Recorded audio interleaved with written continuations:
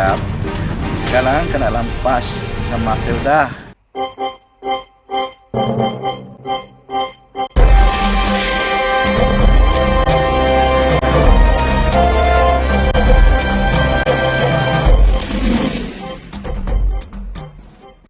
Sabah, negeri di bawah Bayu, melangkah jauh di era globalisasi dalam suasana lokal, merentasi laut Cina Selatan, menebar janji Barisan Nasional melalui janji Sabah Baru.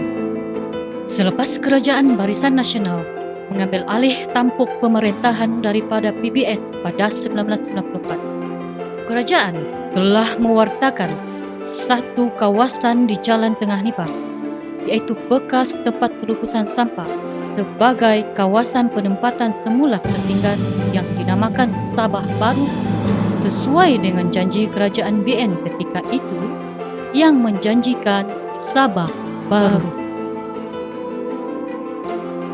Kawasan tersebut adalah paya bakau yang dikeluarkan dari hutan simpan dan diserahkan kepada Majlis Daerah Lahadatul untuk ditadbir urus melalui unit penempatan semula setinggan. Pada 1995, kerajaan memberi peluang kepada semua suku kaum, terutama warga setinggan, orang tua dan rakyat termiskin, untuk mendapatkan tapak rumah di kawasan Sabah Baru. Chong Su-wun dan Chi Yi-wan dilantik sebagai ketua pemohon bagi masyarakat Tionghoa sebanyak 202 lot berukuran 40 kaki kali 60 kaki setiap satu, atau keluasan keseluruhan 15 ekar. Kaum Tionghoa telah diberi kebenaran oleh Majlis Daerah Lahadatul untuk memasuki tapak perumahan yang diberikan, termasuk mengukur, membahagi kawasan, menebang bakau dan menimbus kawasan bakau dengan kos Rp10.000 setiap lot menggunakan wang tabungan mereka sendiri dan pinjaman daripada saudara mara. Mereka mengambil masa hampir 5 tahun untuk menebus guna paya bakau tersebut. Malangnya, sementara mereka menunggu tapak tanah itu stabil untuk pembinaan rumah, kerajaan melancarkan Ops Nyah 2 bersepadu yang mensasarkan operasi memburu, memberkas dan meroboh rumah pendatang asing tanpa izin, termasuk koloni setinggan di kawasan Kampung Singgamata, Kampung Puyut, Kampung Panji, Kampung Air, dan sebagainya.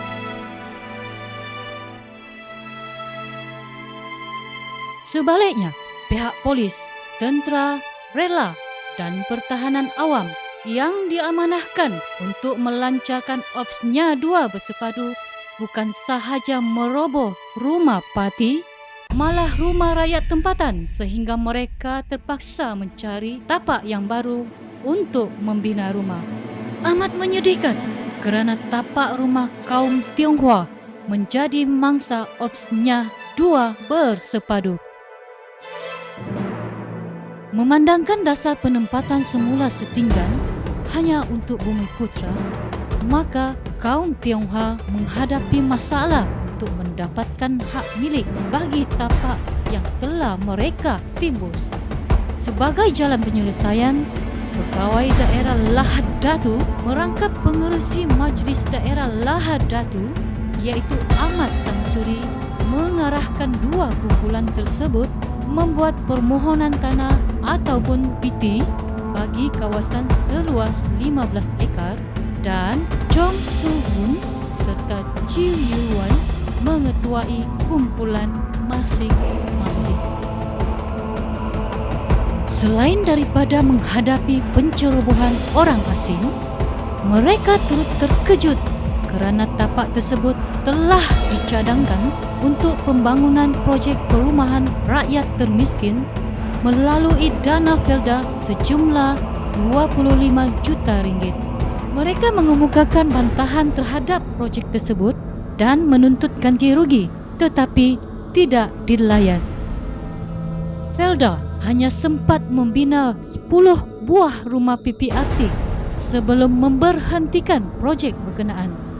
Upacara penyerahan 10 buah rumah tersebut kepada penerima yang layak dilakukan oleh Timbalan Perdana Menteri ketika itu selaku menteri yang bertanggungjawab terhadap Felda, iaitu Datuk Seri Muhammad Najib Tun Abdul Razak.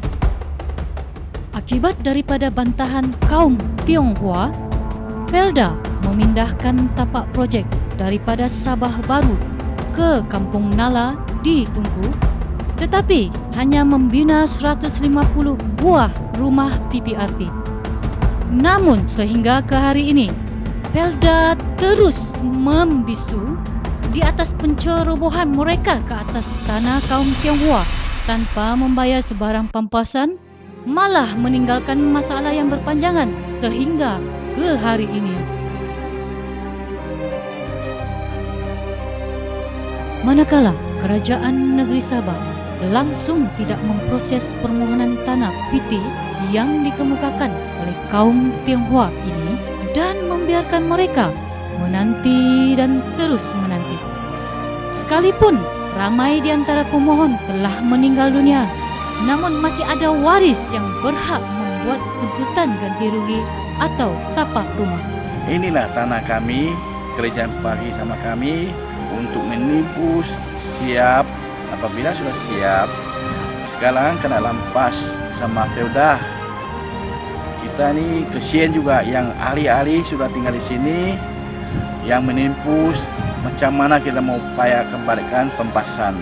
Di kesempatan keemasan ini, terutama saat genting menjelang pilihan raya umum ke-13, Chong Soo Hoon yang turut mewakili kumpulan Chi Yuan merayu agar Perdana Menteri menyelesaikan masalah ini, sama ada melalui pampasan atau mengganti tanah atau land swap. On behalf of 201 applicants, I beg our PM Datuk Seri Najib, please help us. You are our hero, One Malaysia. Chong Soo Hoon mempersoalkan tindakan kerajaan, terutama Felda yang bukan sahaja enggan membayar pampasan, namun tidak memberi ruang kepada 202 kaum Tionghoa untuk mendapatkan rumah di tapak baru di Kampung Nala. Chong Soo Hoon merayu agar Perdana Menteri mengasihani mereka yang bukan sahaja kerugian wang ringgit dan harta benda, malah mereka bimbang jika terpaksa kehilangan kepercayaan terhadap Barisan Nasional.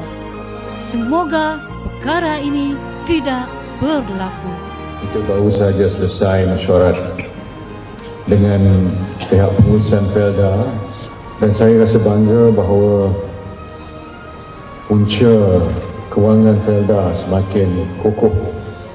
Prestasinya menggalakkan hampir semua aktiviti kita memberi keuntungan. Kewangan dalaman kita ni kokoh.